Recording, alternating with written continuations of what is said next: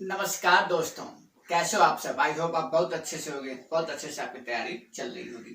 तो डेली की तरीके से मैं प्रेजेंट हूँ आपके सामने आज के कुछ इंपॉर्टेंट प्रश्नों को लेकर। तो चलिए इन प्रश्नों को शुरू करते हैं। आप यहाँ देखेंगे कि मात्र 6 प्रश्न दिए गए हैं, लेकिन यहाँ पर इससे रिलेटेड स्टैटिक जीके को भी आपको बहुत अच्छी तरीके से बताया जाएगा। इन प्रश्नों को करने के बाद अगर इससे रिलेटेड ऑब्जेक्टिव सॉल्व करना हो तो आप डिस्क्रिप्शन बॉक्स में दिए गए लिंक पर जा करके ऑब्जेक्टिव को सॉल्व कर सकते हैं। ऑब्जेक्टिव सॉल्व करने से फायदा ये होगा कि इन प्रश्नों की तैयारी आपकी बहुत अच्छी तरीके से हो जाएगी। जबकि आपको पता है कि आज के जितने भी कॉम्पिटिटिव एग्जाम्स होते हैं उसमें करंट अफेयर क्वेश्चन के साथ साथ उसी से रिलेटेड स्टैटिक जीके को पूछा जाता है। तो उन्हीं स्टैटिक जीके को बहुत अच्छी तरीके से एक्सप्लेन किया जाएगा। तो चलिए इन प्रश्नों को शुरू करते हैं। सबसे पहला प्रश्न है कि भारत सरकार ने उड़ान योजना, कौन सी योजना, उड़ान योजना के तहत हवाई यातायात को मंजूरी दी। कहने का मतलब कि भारत सरकार ये प्रयास कर रही है किस योजना के तहत, उड़ान योजना के तहत। उड़ान ऐसे लिखते हैं UDAN, और इस उड़ान का मतलब होता है उड़े देश का आम नागरिक, उड़े देश का आम नागरिक। योजना आई कब थी? तो योजना आई थी 27 अप्रैल 2017 को। कब आई थी? 27 अप्रैल 2017 में ये योजना आई थी। इस योजना के तहत सरकार का ये प्रयास है कि गरीब वर्ग के भी जो व्यक्ति हैं वो भी हवाई यात्रा कर सके, यही प्रयास करती है। अगर जब हम बात कर रहे हैं उड़ान योजना की, तो आइए हम ये भी बता दें कि इस समय जो है हमारे सिविल एविएशन मिनिस्ट्री किसके पास है? सिविल एविएशन मिनिस्टर, मतलब नागरिक उड्डयन मंत्री कौन है? तो नागरिक उड्डयन मंत्री हैं ज्योतिरादित्य सिंधिया। ये हमारे क्या है? नागरिक उड्डयन मंत्री हैं। ठीक है। और उड़ान योजना की खासियत ये कि उड़ान योजना के तहत ही हरियाणा के हिसार हवाई अड्डा जो बना हुआ है, जो हिसार हवाई अड्डा हरियाणा का, वो इसी योजना के तहत बना था।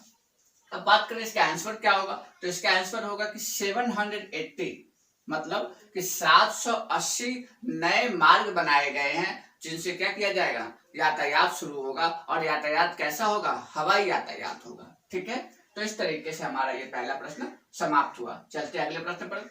अगला प्रश्न है कि मान कौर का निधन हो गया, उनका संबंध किससे था? मतलब मान कौर थी, उनका निधन हो गया। कहाँ की रहने वाली थी? चंडीगढ़ की रहने वाली थी। इनका क्या हो गया? निधन हो गया है। एक बात बताऊं आपको कि ये जल्दी संबंधित किससे थे? इनका खेल का नाम था एथलीट। ये एथलीट थे। ये क्या थी? एथलीट थे। और 105 वर्ष की उम्र में इनका निधन हुआ है। ठीक है। इन्हें हम लोग चंडीगढ़ की चमत्कारी माँ भी बोला जाता है। क्या बोलते हैं? चंडीगढ़ की चमत्कारी माँ भी बोला जाता है। किसको? मान कौर को। चलिए अगले प्रश्न चलते हैं। अगला प्रश्न है कि आरबीआई है, आरबीआई ने किसी का लाइसेंस रद्द कर दिया। आरबीआई किसका लाइसेंस रद्द करेगी? तो किसी न किसी बैंक का लाइसेंस रद्द करेगी। तो आरबीआई ने क्या किया है कि एक बैंक थी मझगाम करके, मझगाम अर्बन कोऑपरेटिव लिमिटेड करके बैंक थी, उसका लाइसेंस रद्द कर दिया है। मतलब वो बैंक समाप्त हो गई है। ठीक है। अब उससे किसी प्रकार का कोई ट्रांजेक्शन नहीं हो सकता है। कारण यही था उस बैंक को समाप्त करने का कि वो वित्तीय रूप से किसी प्रकार का न उसको आय होता था न व्यय होता था। तो उस कारणों की वजह से, और भी बहुत सारे रीजन होते हैं जिसकी वजह से आरबीआई ने उसे लाइसेंस को रद्द कर दिया। बात करें आरबीआई की, तो आरबीआई का मतलब होता है reserve bank of India. RBI सबसे पहले एक यंग हिल्टन जी होते हैं, यंग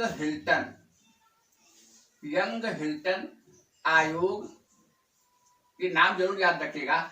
यंग हिल्टन आयोग की सिफारिश पर ही आरबीआई होनी चाहिए, ये बात कही गई थी। ठीक है। अगली बात, आरबीआई से रिलेटेड 1934 में इससे रिलेटेड आरबीआई एक्ट आता है। उसके बाद 1 अप्रैल 1935 को आरबीआई इस्टेब्लिश होती है। इसका हेडक्वार्टर तब होता है कोलकाता के अंदर। कहां पर होता है? आरबीआई का हेडक्वार्टर कोलकाता के अंदर होता है। लेकिन आपको पता होगा प्रेजेंट टाइम में आरबीआई का हेडक्वार्टर कोलकाता नहीं है। प्रेजेंट टाइम में आरबीआई का हेडक्वार्टर जो है कहां पर है? मुंबई के अंदर हमेशा के लिए स्टैब्लिश है। और मुंबई कब बनाया गया था?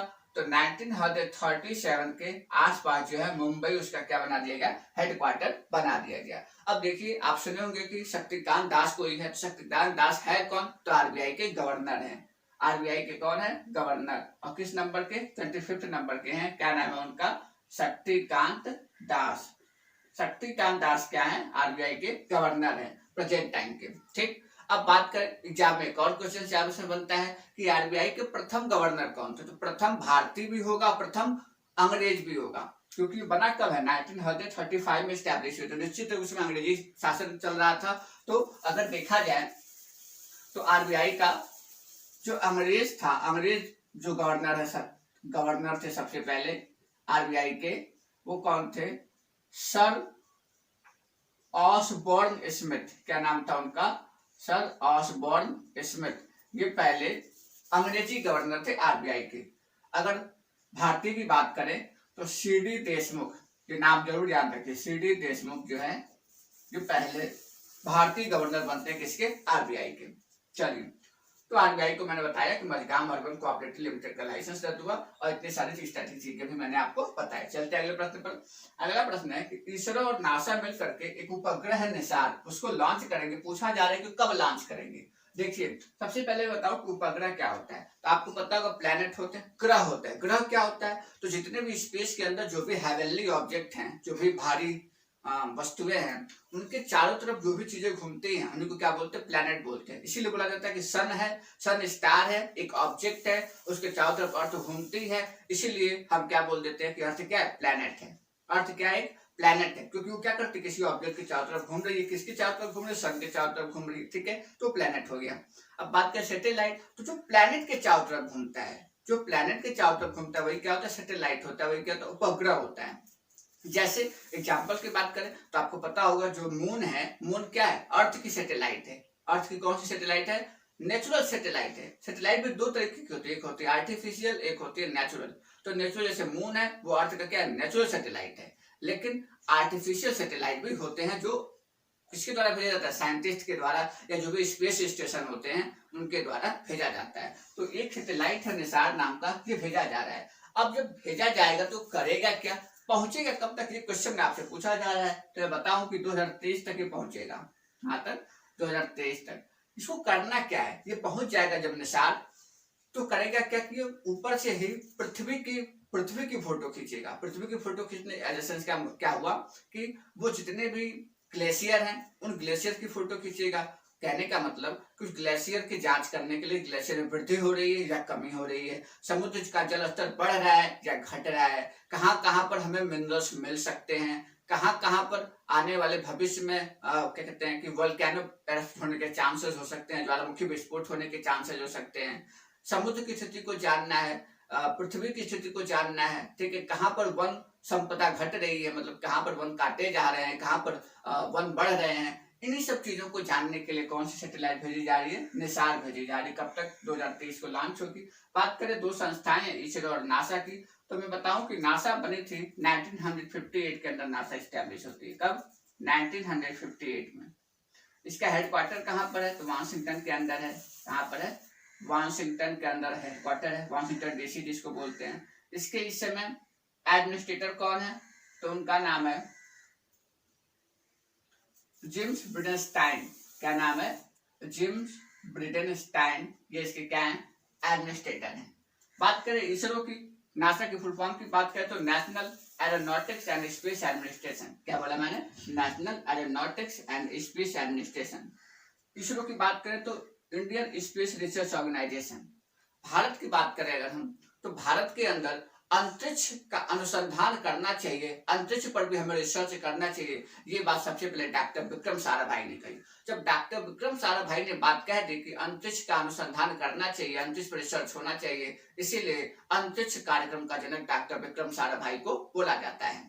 उसके बाद 1962 के अंदर ये बात कही गई थी, तो 1962 के अंदर अंतरिक्ष अनुसंधान समिति बनाई गई। क्या बनाई गई? 1962 में अंतरिक्ष अनुसंधान समिति बनाई गई। उसके बाद 1969 के अंदर, कब? 1969 के अंदर अंतरिक्ष अनुसंधान संगठन बना, मतलब इसरो बना, इंडियन स्पेस रिसर्च ऑर्गेनाइजेशन बना। इसका हेडक्वार्टर कहाँ है? तो इसका हेडक्वार्टर जो है बेंगलोर में है। कहाँ पर है? बेंगलोर। और इसके हेड कौन है इस समय? जो चेयरमैन है वो के शिवन इसके क्या है? चेयरमैन है। तो ये बात आप याद रखिएगा। डॉक्टर विक्रम साराभाई, मैंने बताया था कि अंतरिक्ष अनुसंधान कार्यक्रम के जनक माने जाते हैं, तो उन्हीं के नाम से एक रॉकेट प्रक्षेपण केंद्र बनाया गया, डॉक्टर विक्रम साराभाई रॉकेट प्रक्षेपण केंद्र। ये केंद्र है कहाँ पर? तो तिरुवनंतपुरम केरल के अंदर है, जहां से रॉकेट का प्रक्षेपण किया जाता है और उन्हीं रॉकेट पर सैटेलाइट को रखा जाता है। चलिए अगले प्रश्न में चलते हैं। अगला प्रश्न है कि विश्व स्तनपान दिवस कब मनाया जाता है? तो विश्व स्तनपान दिवस, देखिए, सरकार के द्वारा या यूएनओ के द्वारा ये प्रयास किया जाता है कि बच्चों के अंदर कुपोषण की प्रवृत्ति ना आए। कुपोषण की प्रवृत्ति न आने के लिए बच्चों को जन्म के बाद माँ का दूध जरूर अवश्य देना चाहिए। तो क्या होगा कि बच्चों के अंदर कुपोषण की जो प्रवृत्ति है वो नहीं आएगी। इसीलिए विश्व स्तनपान दिवस मनाया जाता है, और ये मनाया जाता है 1 अगस्त को। और यही नहीं, विश्व स्तनपान सप्ताह चलता है, सप्ताह भी मनाया जाता है। तो 1 अगस्त से लेकर 7 अगस्त तक जो है स्तनपान सप्ताह भी होगा। तो आप याद रखिएगा, विश्व स्तनपान दिवस 1 अगस्त को मनाया जाता है। 2021 की थीम रखी गई है कि सुरक्षित स्तनपान एक साझी जिम्मेदारी है। क्या रखा गया है? मैं लिख देता हूं कि सुरक्षित